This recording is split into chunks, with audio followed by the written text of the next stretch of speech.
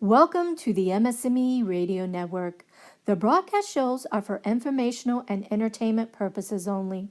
They are not designed to provide listeners with specific personal, medical, or counseling advice. Individuals with a medical issue should always consult their healthcare provider. MS&Me is not responsible for content of individual shows. The views expressed by show hosts or the guests are their own. Enjoy the show. Hi, this is Dawn Melanie. I want to thank you all for joining me today for another episode of my series, Managing Self, where I share with you, the listeners, various experiences of how I continue to take charge of multiple sclerosis, MS, thus the name, Managing Self. I'm pleased that I've been afforded this opportunity to explain what I have used and what I still use to successfully manage my multiple sclerosis for over the past 19 years. Actually, next week will mark 19 years since diagnosis. When I woke up today, my watch reported to me that I had gotten 9.5 hours of sleep. Actually, 9 hours and 42 minutes, I believe. Not quite the 10 hours for which I schedule nightly, and which I have no problem getting, in addition to the cat naps that I do take throughout the day, if I would just slow down. I literally fall asleep if I'm seated or lying when I close my eyes, which is why I have absolutely no qualms about getting my routine semi-annual MRI procedures, probably exceeding 40 or so to date.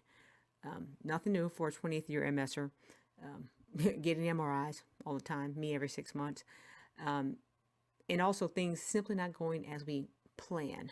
I know I didn't plan on having a chronic illness and it being so ubiquitous in my life. Today, I was in my kitchen with my top priority being what else to prepare my first meal of the day, breakfast, the first meal of the day. For most, this is a morning meal eaten in the early morning before undertaking the day's work. For me, well, I finished mine at 2 p.m. today before starting my quote unquote work. I'm no longer a player in corporate America, but my work, what I define as, well, my work is what I define as staying abreast of my multiple sclerosis, trying to engage in stress-less activities, distancing myself from obvious stressor things, activities, and people. Multiple sclerosis and stress are like oil and water. They don't mix well. Actually, multiple sclerosis and stress, I think it's actually probably more appropriate to say they're like fire and gasoline. I always recall that saying, fuel the fire. Studies have evidenced this, like with so many other ailments, multiple sclerosis not being the sole one that this applies to, but stress definitely has a propensity to make conditions worse. And I can attest to this with my own documented flare-ups or exacerbations that followed stressful life events, such as starting a new job, losing a job, of course due to MS complications, planning for my first wedding, and these are all stressful things. And it's funny because I always speak of food and fun and all this happy-go-lucky sort of attitude, but I really do think that fun is like a sort of antidote to stress. Basically a remedy for counteracting the effects of the disease. Back to my breakfast. I am a Southerner, a born and raised New Orleanian, and I take it to heart. Laissez les bon temps rouler. French phrase used in Louisiana for let the good times roll. Today, like yesterday, and the day before that, I had a feast for breakfast. I think it was appropriate and in a line with the English definition of breakfast, meaning to break the fasting period of the prior night. Remember, I can sleep between 9 to 11 hours easily. Sleep worthy of, sleep actually demanding of a hearty breakfast, I would say.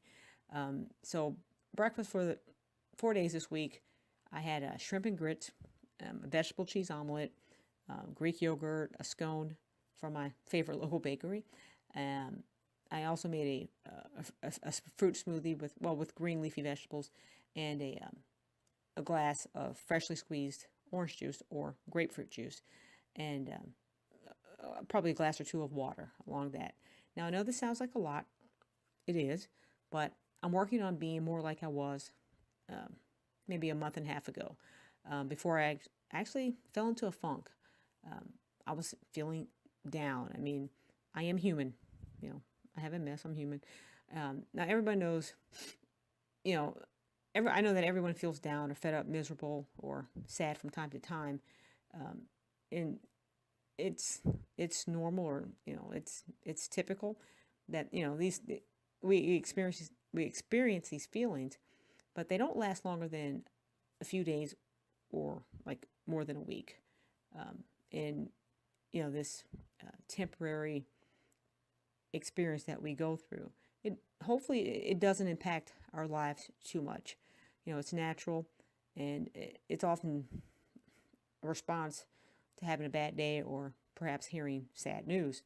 I know for me it was the latter, hearing bad news, but fortunately it didn't last beyond a few days. It didn't even last a week. And I'm blessed that I didn't succumb to depression, which is not just having a bad day. It's depression is more prolonged and persistent than what we experience normally. If we're feeling down and it is interfering with our ability to get on with our day-to-day lives, that's probably a form of depression. And it's recommended that you seek support from a general practitioner, a counselor, or a support organization, because you may have what is commonly known as clinical depression. If your symptoms of depression last for 2 weeks or more, and the symptoms interfere with your everyday life, causing an inability to carry out daily activities, you may be suffering from clinical depression. And clinical depression can be a serious development in a person's life. I understand again, we know that it could be synergistic and heighten the severity and the impact that MS has on us. So we want to be aware of the signs for clinical depression. So, like I said, it can impact our health, well-being, and it can impact relationships, and it can impact work.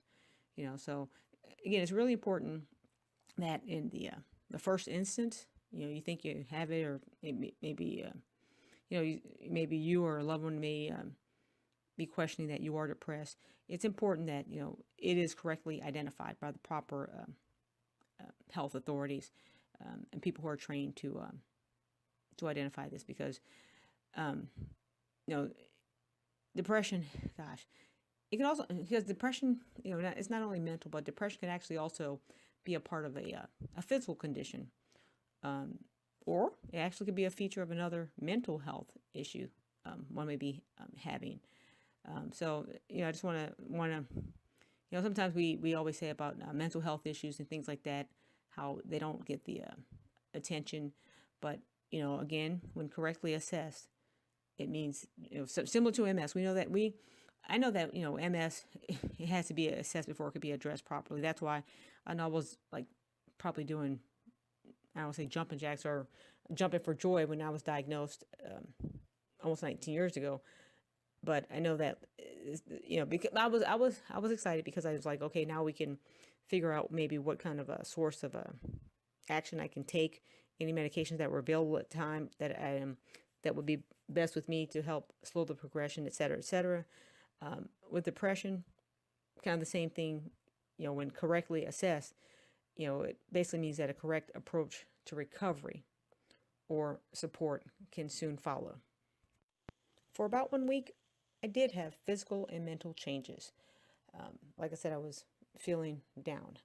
I didn't have an interest in coping substances like alcohol or cigarettes, and I was still quite capable of getting restful sleep, and there's no decreased sexual appetite, but my decreased appetite for food one of the key elements that I use to manage my multiple sclerosis, well, that loss of my appetite for food actually led to a physical change.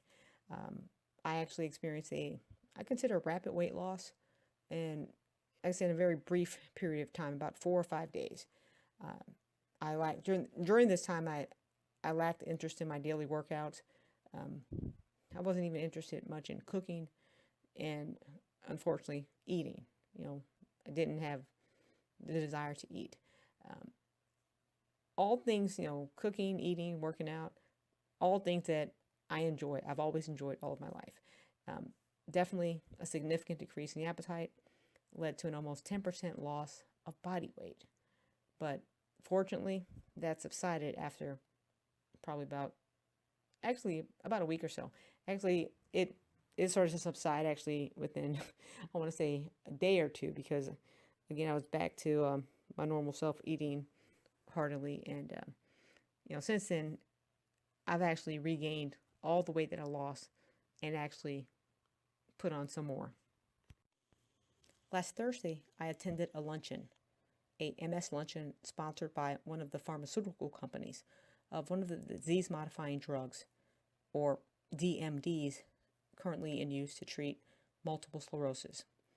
And as always, I was expecting there to be two speakers, one professional in the neurology field who had firsthand experience treating MS patients, usually a neurologist or a nurse, and an advocate, a MS advocate or MS spokesperson, speaking on behalf of all of us, all of the MSers or people living with MS, and sharing their stories and experiences of how they live on a day-to-day basis, overcoming their challenges.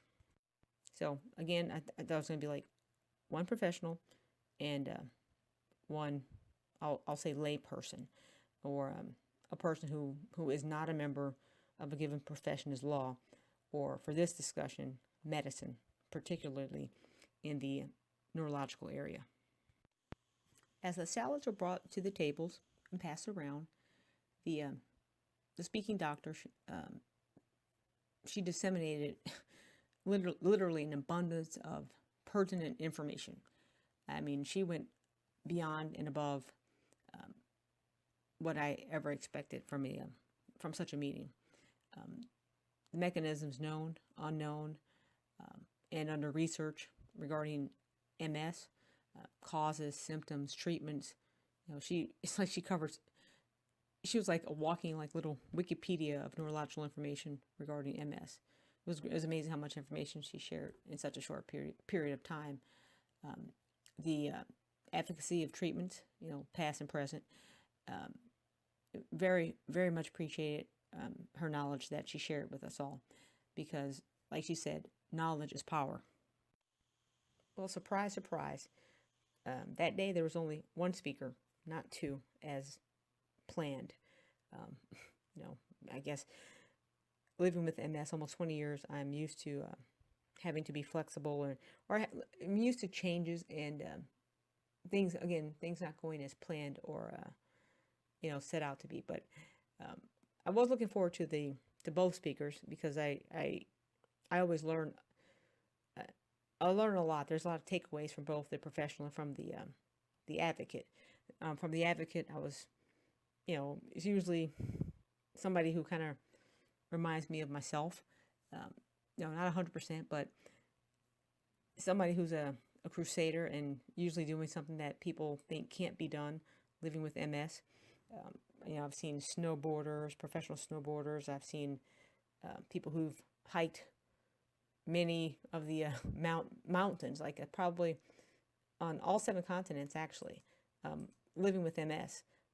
Me, myself, I've competed over 10 years in figure bodybuilding competitions, and won several shows with MS, and even one using my cane on stage. So, I always consider those people crusaders who do the unthinkable, or what people say can't be done.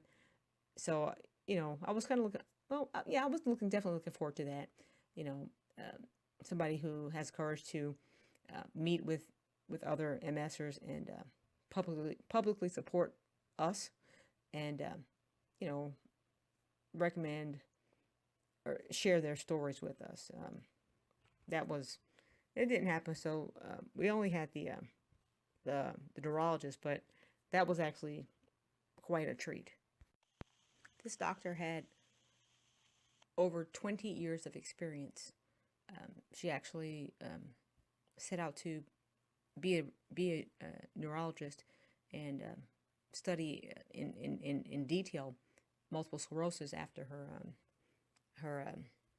her father got MS or was diagnosed with MS, shall we say, and after complications and things like that. And unfortunately, he passed before she finished medical school. But ever since then, she's actually been really, I'm going to say knee deep in MS research and being an advocate, a professional advocate for MS patients. And she mentioned, I think it was 1993, the first MS drug was approved by the FDA, and now there's well over a dozen or so. And when I was diagnosed in March 1999, 19 years ago, there was only 3 available, but I don't even know how many there are now. I think last time I counted there were maybe 8 or 9 or 10, but she says over 12 or so now. So she's a professional, she knows, but like I said, she's over 20 years of experience dealing with multiple sclerosis, and it was interesting because the facts that she did mention, it was kind of like a echo or a reiteration to remind me myself personally of things dealing with MS that I know that sometimes I forget, and it's important for me to keep it all into perspective.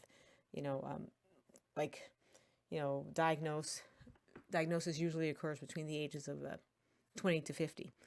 For me, I was 20, 25, 25, 26, and with any chronic condition, managing the condition involves different things at different times.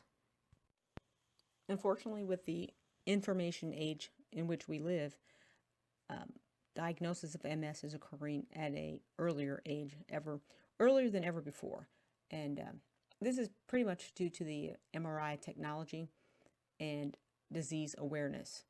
People now know about MS, the symptoms, things like that. So they're having tests done. MRIs are now readily available, and people are being diagnosed earlier, which means they can address the issue and start their management, hopefully their proactive management of their symptoms earlier, and lead a healthy life. Again, earlier detection, earlier detection, diagnosis will lead to awareness, and like myself, knowing or knowledge is power. I mentioned it earlier. Knowledge is power. So we have this knowledge. If we were unfortunately diagnosed with MS, we're going to have expectations. Expectations will differ and vary from person to person, but I like to look at them as priorities. And one of my priorities was to live life to the fullest, because not that I was expecting a shortened life, now that I had been diagnosed with MS 19 years ago, March 1999, but I had priorities that I wanted to stick to. That is living life to the fullest and, being the healthiest person that I could be so that I could enjoy my life. And this doctor, she, again, like I said, she reiterated things that I knew, things that I needed to hear again, in addition to the information that she also shared with us. But one of the things I thought was important was sleep. Remember, I told you I can sleep 9 to 10 hours a night pretty easily. I understand that most people with MS, they can't. And, I don't know if it's, MS, like I said, everybody with MS is different, but I know me, I know that I need to eat a proper diet, not eat heavy or spicy foods too late at night, allowing the foods to digest properly so that I can go to sleep, pretty soundly. So things like that, sleep, she did say, sleep is very important. so much of our regeneration occurs the hours up we are asleep. She also mentioned things like the brain degenerating. Naturally, everybody's brain gets smaller, but apparently with MS, we can expect it may be up to 10 times faster than the rate of someone without MS. So just something to know and be aware of. Be aware of in case you see any changes, maybe in your cognitive abilities. Be aware of them so you can share that with your attending physician. Some other things she shared was regarding the brain is exercises. You guys, I always talk about fitness and exercising. Like I said, I try to work out at least 5, sometimes 6 days a week. That's physical exercises, my muscles, lifting weights, things like that. But exercise for the brain are probably as important. Actually, exercise for the brain are more important. We do push-ups for the body, etc. But for the brain, the doctor, she did encourage that we, do puzzles, word puzzles, things like that, number puzzles, perhaps maybe learn a new language. That's something to kind of take us out of our, I don't want to say comfort zone or things that we already know, but to kind of expand and learn more. Maybe some, practice skills. It's funny that she mentioned maybe doing a skill that I guess not the norm, but writing with your non-dominant hand. It's actually funny because in 1999, when I returned to work after diagnosis, I would take notes. I was working as I was working as an auditor or finance manager, I don't know. But when I would interview clients, I would take notes with my left hand. And the reason I took notes with my left hand is because my right hand, I was still experiencing the intention tremor. So if I wrote, taking off my right hand, my hand would kind of uncontrollably shake. And a couple times I've literally thrown the pen at the person with whom I was speaking with. So I just put my right hand in my lap, and I would take notes somewhat legibly. I mean, I could kind of figure out what I had written, but I would take notes with my left hand to be able to get through the work day and get the job done without bringing attention to my MS, and also, kind of pushing the envelope. Or I guess I didn't know that I was, exercising my brain by doing something different, but that's what I did then. At the time, I just simply thought that I was self-experimenting with writing with my left hand, knowing that I'm right-handed. The doctor, she recommended that we all be proactive with our MS. She says, and I agree that the more proactive we are, the better off we'll be. So, whether it be trying something new or just staying really in tune with your body, especially so you can properly report this to your attending physician, your stress levels, things like that, the better off your management will be overall. In addition to multiple sclerosis, there may be other medical conditions or disorders you may have to manage. If you are having something in addition to MS that you're dealing with, please don't hesitate to tell your neurologist or your MS specialist. About half of the disorders that people incur while dealing with MS, about half are physical and half are actually psychological. But either way, let your healthcare provider know, because it very well may impact how your management decisions of your MS, regarding medication that you take or don't take, and just keep everybody on the same page. Earlier, I did talk of depression, and that's probably the leading psychological disorder that people with MS unfortunately do have to deal with. In addition to that, as far as psychological, there's bipolar disorder, anxiety, and fibromyalgia. Now, regarding physical disorders, hypertension, diabetes, and migraines. Those are all serious physical disorders that, unfortunately, some people with MS have to deal with simultaneously with their management of their MS. When I was diagnosed in 1999, my doctor gave me a prescription for my disease-modifying drug and also an antidepressant, to which I took it, and a couple days later I questioned why, and I told him I'm not taking this. And when he asked me why, I told him, I said, I think I'm the happiest damn depressed person I know. I don't need to take this. So he agreed with me, and I discontinued that immediately. I'm about out of time, but next week I want to discuss more of the MS impact that we experience over our lifespan, or I guess kind of sort of say our MS span, how it changes, evolves, develops. It never stays the same, of course. Like I said, everybody's different, and it's just one thing that changes. More importantly, I want to discuss basically some lifestyle issues like weight loss, exercise, diet, sleep, and stress. These are all factors that they're expected to change through our MS span, but